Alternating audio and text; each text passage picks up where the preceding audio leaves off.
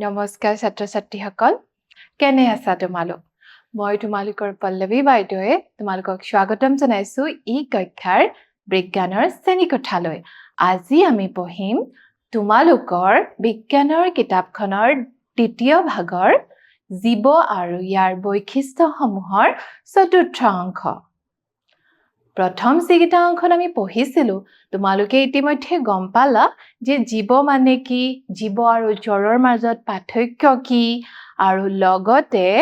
জীৱই কিছুমান বৈশিষ্ট্য দেখুৱায় যেনে চলন কৰে বৃদ্ধি কৰে উশাহ নিশাহ লয় নহয় জানো তেনেকে উদ্ভিদৰো কিছুমান বৈশিষ্ট্য আছে উদ্ভিদেও চলন কৰে বৃদ্ধি হয় নে কিন্তু আমি উদ্ভিদক চলাচল কৰা নেদেখো তথাপিও উদ্ভিদে চলন কৰে আৰু সেই চলন কেনেভাৱে কৰে আজি আমি তাৰ এটা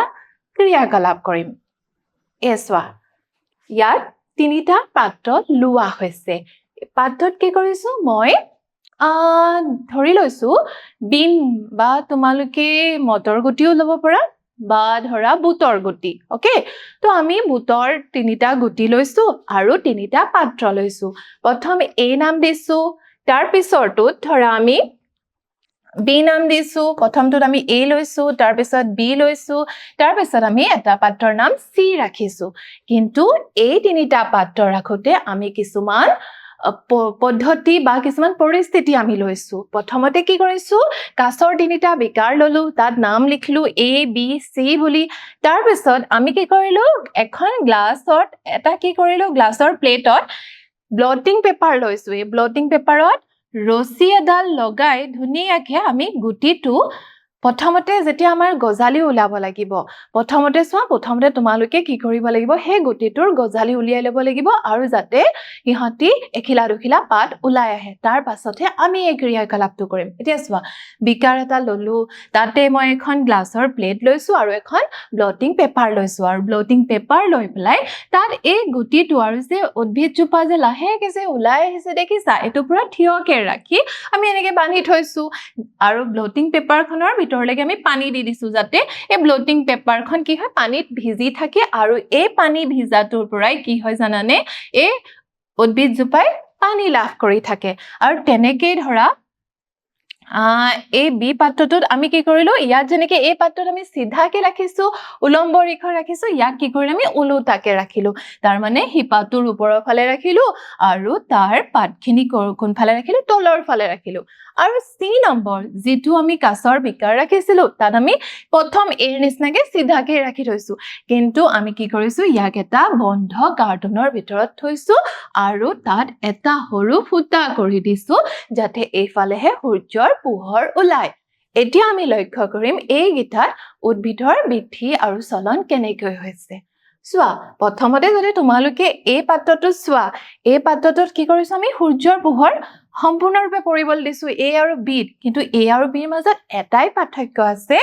এইটোত আমি সিধাকে ৰাখিছো অৰ্থাৎ পাতবোৰ ওপৰলৈ হিপাডাল তললৈ কিন্তু বি পাত্ৰত আমি কি কৰিছো না উলুটাকে ৰাখিছো হিপাডাল ওপৰলৈ আৰু পাতখিনি তললৈ তো তোমালোকে কোৱাচোন এই ক্ষেত্ৰত বৃদ্ধি কেনেকৈ হ'ব গম পাইছা ন কেনেকৈ হয় উদ্ভিদৰ পাত সদায় কোনফালে যায় ওপৰৰ ফালে যায় আৰু হিপা কোনফালে যায় তললৈ যায় ইয়াত পৰ্যাপ্ত পৰিমাণে পানী পাইছে সূৰ্যৰ পোহৰ পাইছে আৰু বায়ু পাই আছে আৰু কি হ'ব চোৱা এই ক্ষেত্ৰত কি হ'ব আমি দেখিম যে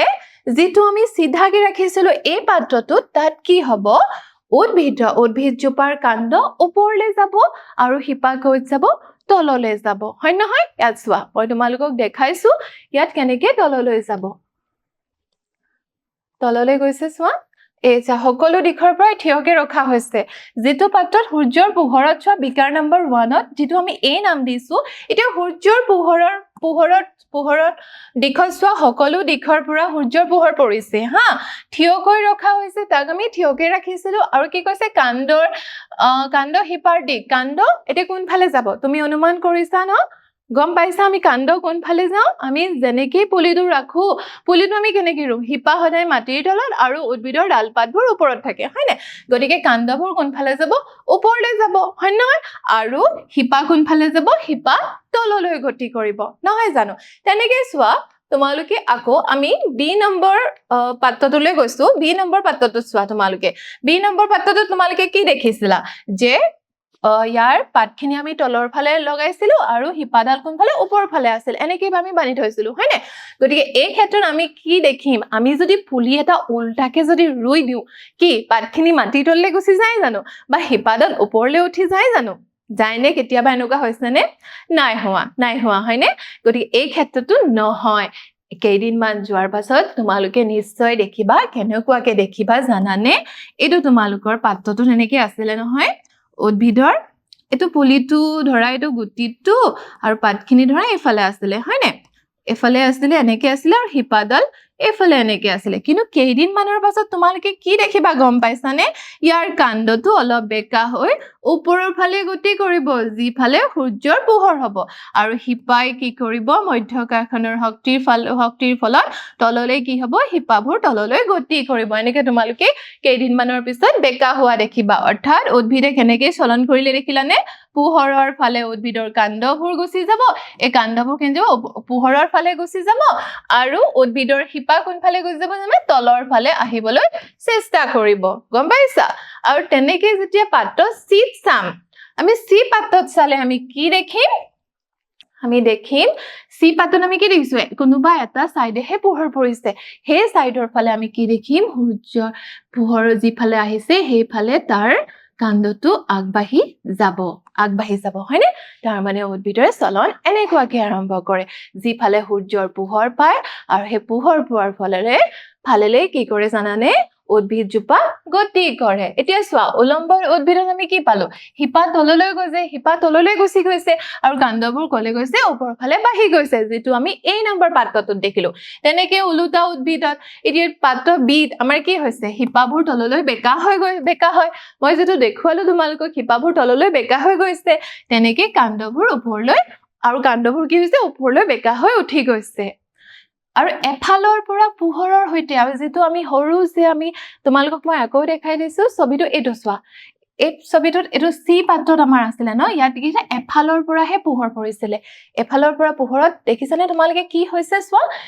এই পুলিটো কোন ফালে সূৰ্যৰ ফালেলৈ গতি কৰিছে যিফালে পোহৰ আহিছে সেইফালে গতি কৰিছে হয়নে আৰু হিপা তললৈ আছে ঠিক তেনেদৰে কাণ্ডবোৰ কি হৈছে পোহৰৰ ফালে বেকা হয় আৰু হিপাবোৰ তললৈ বাঢ়ে এনেকৈ উদ্ভিদৰ চলন হয় নহয় জানো এতিয়া চোৱা এতিয়া আমি পঢ়িম উদ্ভিদৰ জীৱন চক্ৰ সকলোৰে এটা জীৱন চক্ৰ আছে আমি মানুহবোৰ কেনেকৈ মানুহবোৰ তোমালোকে প্ৰথমতে সৰু আছিলা অকণমানি মাইনা আছিলা তাৰ পাছত লাহে লাহে তুমি এখোজ দুখোজ খোজ কাঢ়িলা ডাঙৰ হলা ডাঙৰ হৈ স্কুল গলা হয়নে 1 2 3 4 5 6 7 8 9 10 11 12 এনেকৈ গৈ তোমালোকে কলেজ পাবাগে হয়নে আৰু তাৰ পাছত কি হ'ব এদিন বহুত ডাঙৰ মানুহ হৈ লাষ্টত আমি বুঢ়া হৈ এদিন মৰি থাকিম হয়নে এইটো আমাৰ জীৱন চক্ৰ নহয় জানো তেনেদৰে উদ্ভিদৰো জীৱন চক্ৰ আছে উদ্ভিদৰ আমি কি হয় এটা গুটিৰ পৰা গছ আমি জানো ন এসোৱা বীজবোৰ অংকুৰিত হয় কণমানি উদ্ভিদ লৈ গজি উঠে এতিয়া বীজবোৰ আমি গুটি হিচিলে গছ গজে ধানৰ গুটি ললে কঠিয়া গজে দেখিছো ন আমি তেনেকৈ বীজবোৰ কি হয় অংকুৰিত হৈ পৰে আৰু অংকুৰিত হয় এজোপা সৰু উদ্ভিদলৈ ৰূপান্তৰিত হয় পূৰ্ণবয়স্ক উদ্ভিদে ফুল আৰু ফলৰ বিকাশ ঘটায় এসোৱা প্ৰথমতে গুটি ললো তাৰ পৰা অকণমানি সৰু উদ্ভিদ গজিল হয়নে তাৰ পাছত পাত এনেকে লাগি লাষ্টত গৈ কি কৰিব কলি লাগিব কলিৰ পাছত কি হ'ব ফুল ফুলিব ফুলৰ পৰা কি হ'ল বীজ সৃষ্টি হয় আকৌ নতুন গছৰ সৃষ্টি হ'ব এসোৱা এই বীজ যে সৃষ্টি হ'ল তাৰ পাছত ফুলজোপা কি হ'ব ফুলজোপাৰ অৱস্থা কি হ'ব ফুলজোপা লাহে লাহে মৰহি যাব আৰু এসময়ত গৈ মৰি যাবগৈ কিন্তু আমি যে সেই গুটিটো যে থৈ দিলো সেই গুটিৰ পৰা পুনৰ আকৌ আমি এজোপা উদ্ভিদ সৃষ্টি কৰিব পাৰো নহয় জানো এতিয়া চোৱা এটা ক্ৰিয়াকলাপ উদ্ভিদৰ জীৱন চক্ৰ এতিয়া প্ৰথম স্তৰত কি কলো আমি এটা মটৰ মাহৰ বীজ ললো ওকে তো তাৰ পাছত এতিয়া আমি কি কৰিম সেই বীজটো দ্বিতীয় স্তৰত কি হ'ব ই লাহে লাহে অংকুৰণ ঘটিব ইয়াৰ লাহে লাহে ভ্ৰূণ ওলাই ই লাহেকে গজালি মেলিব দেখিছা গজালি মেলি লাষ্টত এজোপা কি হ'ব এজোপা সৰু তৃতীয় স্তৰত কি হ'ব জানানে প্ৰথম পাত গজিব পাত লাহে লাহে পাত গজিছে দেখিছা তাৰ পাছত চতুৰ্থ নম্বৰৰ স্তৰত কি হ'ব ফুল লাগিব সেই উদ্ভিদজোপাত কি লাগিব ফুল লাগিব আৰু ফুল লাগি পঞ্চম স্তৰত কি হ'ব ফল লাগিব মটৰৰ ফল লাগিলে সেই মটৰৰ ফল লাগি আমি ফলটো এটো ফল পালো যেটো বীজৰ হৈতে মটৰ মাহৰ চিৰা আৰু এই ফলটো হৈছে কি হৈছে বীজৰ হৈতে মটৰ মাহৰ চিৰা পালো হয়নে এই যে ফল যে দিলে তাৰ পিছত উদ্ভিদজোপা এক সময়ত কি হ'ব মৰি যাবগে কিন্তু আমাৰ হাতত বীজ থাকি যাব সেই বীজেদি পুনৰ আমি আৰু এজোপা নতুন মটৰ গছৰ সৃষ্টি কৰিব পাৰিম এইটোৱে হৈছে উদ্ভিদৰ জীৱন চক্ৰ প্ৰথমতে কি হ'ল সোৱা গুটিৰ পাছত গজালি মেলিল হয়নে গজালি মেলাৰ পাছত কি হ'ল পাত গজিল হয়নে তাৰ পাছত কি হ'ল ফুল লাগি আকৌ গুটি লাগি গছজোপা মৰি থাকিল কিন্তু গুটিখিনি থাকি যোৱাৰ পাছত আকৌ বীজ পালো আমি বীজৰ পাছত আমি আকৌ গজালি মাৰিলে এই জীৱন চক্ৰটো এনেকে কি হ'ব ঘূৰি থাকিব বুজিছা তো সোৱা মটৰৰ গুটিবোৰ অংকুৰিত কৰি নিয়মিতভাৱে বৃদ্ধি পৰ্যবেক্ষণ কৰক এইখিনিত তোমালোকক কিছুমান এক্টিভিটি দিছে তোমালোকে যেনিবা মটৰ গুটি এটা ললা হয়নে সেই মটৰ গুটিটো তুমি কি অংকুৰিত তাক তুমি কেদিনমান ভিজাই থোৱা পিছত তাৰ গজালি মেলিলে হয়নে সেই গজালি মেলাৰ পিছত হি কেনেকে ডাঙৰ হয় কিমান দিন লাগে ধৰা পাত গজিবলৈ তাৰ কিমান সময় লাগিল পাত গজি তাৰ ফুল ফুলিবলৈ তাৰ কিমান দিন লাগিল ফুল ফুলি তাৰ আকৌ মটৰ লাগিবলৈ কিমান খিনি সময় লাগিল এইখিনি তোমালোকে পৰীক্ষা কৰি চাব লাগিব এতিয়া সোৱা ফুল শুকুৱাৰ পিছত আৰু কিবা কিবি পৰিৱৰ্তন হ'ল ন ফুল শুকুৱাৰ পিছত কি হ'ল গুটি লাগিল আৰু গুটি লগাৰ পিছত এই গছজোপা যদি মৰহি যায় তাৰ পিছত আমি সেই গুটিলৈ পুনৰ এটা বীজৰ সৃষ্টি কৰিব পাৰিম হয়নে নহয় এই ফল গঠনৰ পিছত ৰোপণ কিয় হয় ফল গঠনৰ পিছত কিয় ৰোপণ হয় ফল গঠনৰ পিছত আমি যদি আকৌ গছজোপা আমি যদি গুটিটো হিচি থওঁ তেতিয়া কি হ'ব জানানে তাত আকৌ এজোপা মটৰ গছৰ সৃষ্টি হ'ব এতিয়া সোৱা তোমালোকৰ পৰ্যবেক্ষণবোৰ কৰিব কৈছে বীজ কিমান তাৰিখে হিচিলা কিমান দিন লাগিল হিচুতে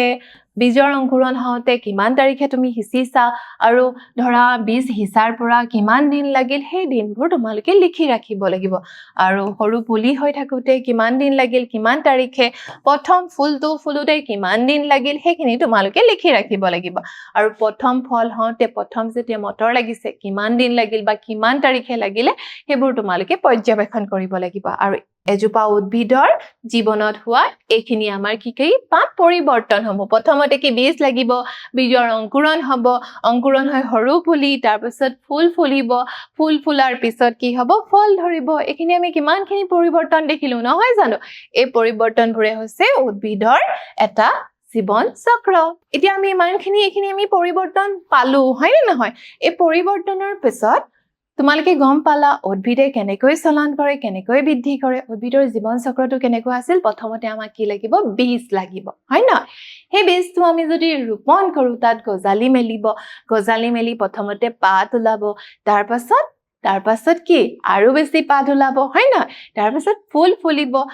ফুলি তাত মটৰৰ বীজ লাগিব নহয় জানো আৰু মটৰৰ বীজ লাগি আৰু এক সময়ত আমি কি মটৰ পাম হয় না আমি ফল পাই যাম হয় না তাৰ পিছত বীজ দিয়াৰ পিছত গছজোপা কি হয় পুনৰ মৃত্যু মুখলৈ গুচি যাবগে গম পাইছানে আৰু সেই মটৰৰ বীজখিনি থাকি যাব সেইখিনি ৰোপণ কৰিলে পুনৰ আমি আৰু এজোপা নতুনকে গজা মটৰৰ গছ পাই যাম হয়নে বুজি পাইছা ইমানখিনিলৈকে আহা এতিয়া আমি কিছুমান প্ৰশ্নৰ আলোচনা কৰো পূৰ্ণবয়স্কৰ উদ্ভিদে ফুল আৰু কিহৰ বিকাশ ঘটায় জানানে পূৰ্ণবয়স্ক উদ্ভিদে ফুল আৰু কিহৰ বিকাশ ঘটায় ফলৰ ইয়াত আমি কি লিখিম ফলৰ বিকাশ ঘটায় হয়নে বুজি পাইছা ন এইখিনিলৈকে পিছৰ প্ৰশ্নলৈ চোৱা তলৰ কোনটো উদ্ভিদৰ জীৱন চক্ৰ নহয় উদ্ভিদৰ কোনটো জীৱন চক্ৰ নহয় এতিয়া পাইছো অংকুৰণ অংকুৰণ মানে কি গজালি মেলা হয় নে নহয় গুটি এটা ৰুই থৈছা গুটিটোৰ পৰা গজালি মেলিছে সেইটোৱে হৈছে অংকুৰণ তাৰ পাছত গঠন লাহে লাহে তাৰটো গঠনো হ'ব নহয় জানো তাৰ কাণ্ড গঠন হ'ব তাৰ শিপাৰ গঠন হ'ব চলন হ'ব নে নহয় হ'ব আমি জানো উদ্ভিদে খোজ নেকাহে বা লৰচৰ নকৰে কিন্তু উদ্ভিদৰ চলন হয় ন অলপ আগতে কৰা পৰীক্ষাটোত আমি গম পাইছো উদ্ভিদৰ কাণ্ডবোৰ কোনফালে চলন কৰে সূৰ্যৰ পোহৰৰ দিশে আৰু শিপা মাটিৰ তললৈ হয় নহয় কাৰণ মাটিৰ তললৈ গৈ উদ্ভিদৰ শিপাই কি সংগ্ৰহ কৰে খনিজ লৱণ আৰু পানী সংগ্ৰহ কৰে হয় নে নহয় যিটো উদ্ভিদৰ কাৰণে অতি প্ৰয়োজনীয় সেই চলন আমি দেখিলো তাৰ পিছত আৰু এটা হৈছে মৃত্যু নোহোৱা উদ্ভিদ জানো মৃত্যু নোহোৱাকৈ থাকেনে নাথাকে হয়নে কাৰণ আমি জানো সকলো জীৱই জন্ম ললে মৃত্যু এদিন নহয় এদিন হ'বই তেনেদৰে উদ্ভিদৰো মৃত্যু হয় গতিকে তলৰ কোনটো উদ্ভিদৰ জীৱন চক্ৰ নহয় মৃত্যু নোহোৱাটো বুজিছা মৃত্যু হ'ব লাগিব তেতিয়াহে ইয়াৰ জীৱন চক্ৰৰ অন্তৰ্ভুক্ত হ'ব আমাক সুধিছে কোনটো জীৱন চক্ৰৰ অন্তৰ্ভুক্ত নহয় মৃত্যু নোহোৱাটোৱে অন্তৰ্ভুক্ত নহয় ইয়াৰ পাছৰ প্ৰশ্ন ফলৰ সৃষ্টি কৰ পৰা হয় ফলৰ সৃষ্টি আমি জানো ফল কেনেকৈ লাগে কৰ পৰা লাগে হয়নে পাতৰ পৰা ফল হয় নেকি নহয় ডালৰ পৰা হয় নেকি ফল ডালৰ পৰা ফল হয় জানো নহয় শিপাৰ পৰা হয় জানো শিপাৰ পৰা হয় জানো নহয় হয়নে কৰ পৰা হয় ফুলৰ পৰা ফুল ফুলিলেহে গছজোপাত ফল লাগিব যদি ফুল নুফুলে তেতিয়া তাত কেতিয়াও ফলৰ সৃষ্টি নহ'ব আৰু ফল যদি নালাগে তেতিয়া কি হ'ব আমি গুটি নাপাম আৰু গুটি নাপালে কি হ'ব সেই উদ্ভিদজোপাৰ পুনৰ সৃষ্টি নহ'ব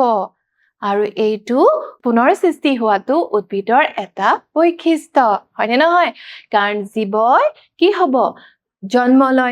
লয় বৃদ্ধি হয় হয়নে নহয় বৃদ্ধি হয় এসময় মৃত্যু মুখত পৰে আৰু নিজৰ প্ৰজনন প্ৰক্ৰিয়াৰে কি কৰে তেওঁলোকে নিজৰ উত্তৰ পুৰুষক ৰাখি থৈ যায় তেনেদৰে উদ্ভিদৰ ফুল হৈছে উদ্ভিদৰ প্ৰজনন অংগ আৰু সেই উদ্ভিদৰ ফুলৰ পৰাই কি হয় ফলৰ সৃষ্টি হয় আৰু ফলৰ পৰাই কি হয় ফলৰ বীজৰ পৰাই কি হয় আমি আৰু এজোপা নতুন উদ্ভিদৰ সৃষ্টি হয় নহয় জানো তোমালোকে যিকোনো ফল নোখোৱা কিয় সকলো ফলৰে বীজ থাকিব আম খালে আমৰ গুটিটো খোৱা আপেলটো কাটিছা আপেলৰ সৰু সৰু গুটিবোৰ দেখিছানে সেই গুটিবোৰৰ পৰাই এজোপা